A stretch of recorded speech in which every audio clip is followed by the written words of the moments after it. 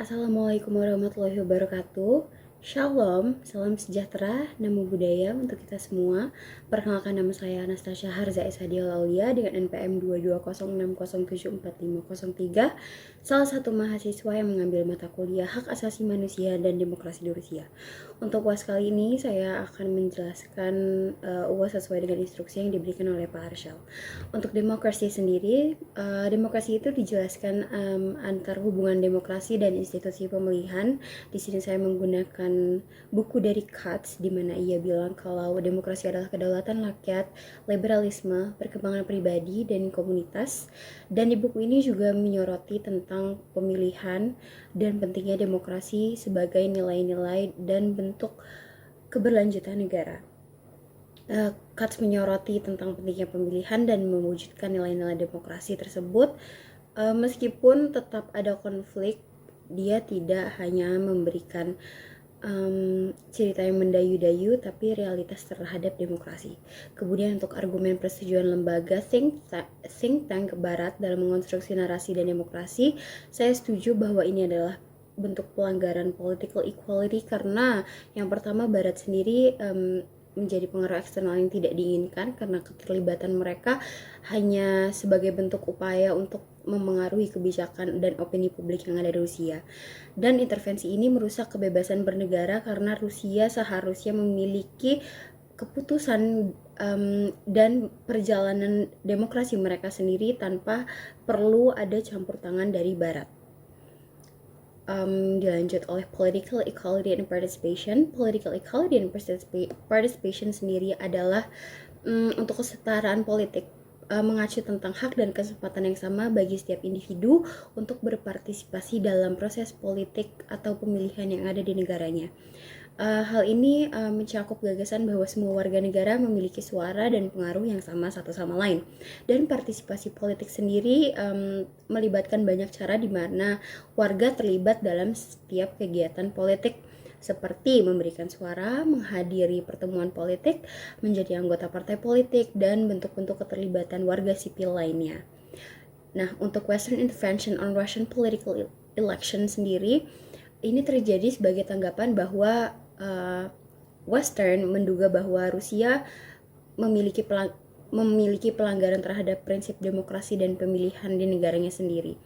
Barat merasa karena ketidaksetaraan akses antara demokrasi di Barat dan di Rusia, hal ini menjadi informasi dan narasi politik yang mengarah kepada alur negatif. Ia merasa bahwa jika oposisi tidak memiliki platform yang sama dengan yang satunya, maka hal itu merupakan sebuah kegiatan yang tidak adil.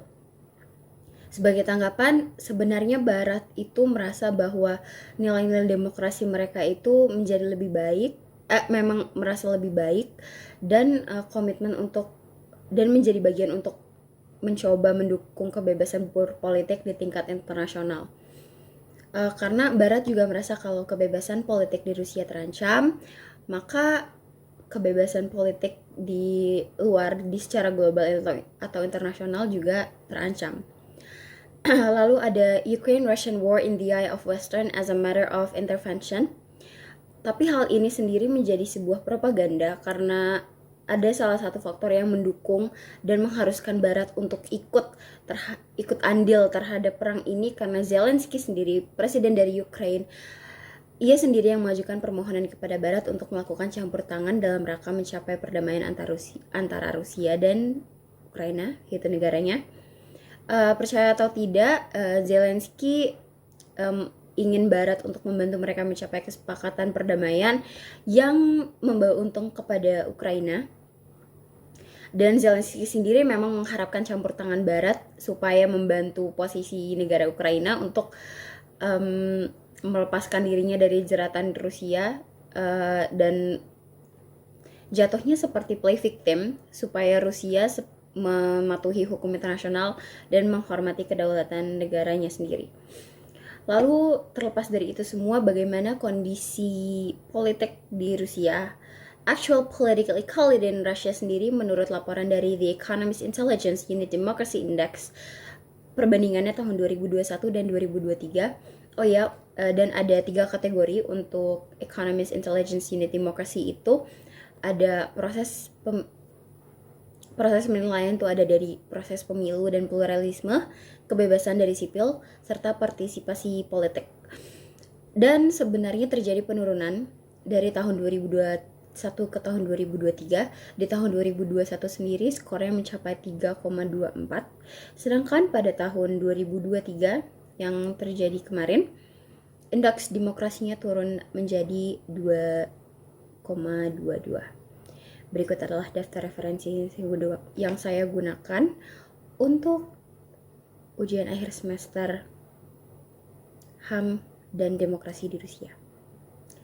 Terima kasih untuk pembelajarannya selama ini, Pak. Semoga pembelajaran Bapak dan semua ilmu yang diberikan oleh Bapak menjadi pengalaman tersendiri dan proses pembelajarannya menjadi hal yang baik di masa depan. Terima kasih.